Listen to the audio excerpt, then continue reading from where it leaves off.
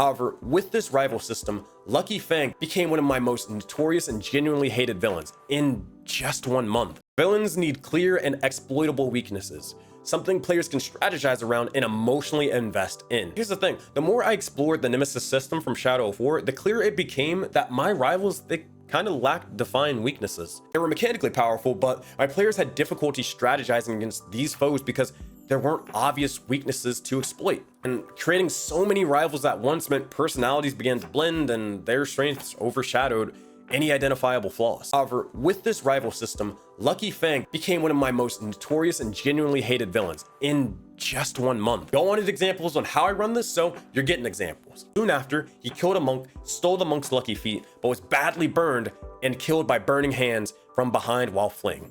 He became paranoid and hypervigilant. So I made it where attacks from behind had advantage, while other attacks had disadvantage. And yes, I gave my villain vulnerability to backshots, but hey, that's not the point. It's not like that.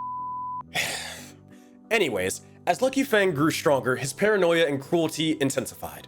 He went from being the goblin whose luck protected his allies to a ruthless killer who eliminated anyone he considered unlucky. For those favoring a rules light approach, my advice to you is straightforward.